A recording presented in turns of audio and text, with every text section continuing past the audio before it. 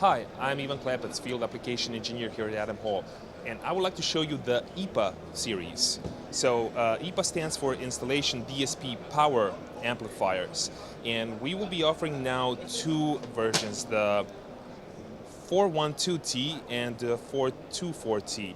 So the 412T IPA is 4 times 120 watts, and the 424 is 4 times 240 watts. It's basically a simple installation amplifier. As you can see, the controls are on the back side, so we can actually control the input of channel 1, 2, 3, and 4. We can also select what is the input mode, if it's a bridge, parallel, or stereo. And as you can see, the outputs are also 4 of them, and with these dip switches here, we can actually select between 70 volt, 100 volt, or low Z.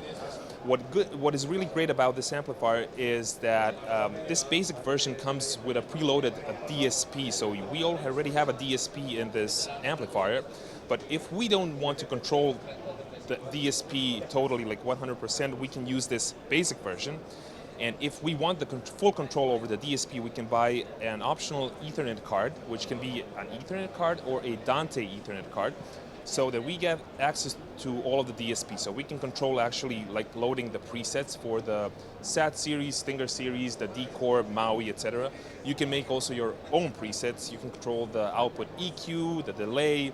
You can also set priority levels for the input channels. So you can like control the whole DSP if you want to. You don't need to buy a new amplifier for that. You just need to buy the optional Ethernet card. So the front panel, because this is a more, let's say, professional installation amplifier, we wanted to design it that on the front panel you just have the input, let's say the status of the input and output signals, and you have the standby button. So that is it. That is nothing else that you can do to change here. All the controls are on the back, or you can control them via Ethernet with the computer. So for more information, please just go and visit ld-systems.com. Thank you.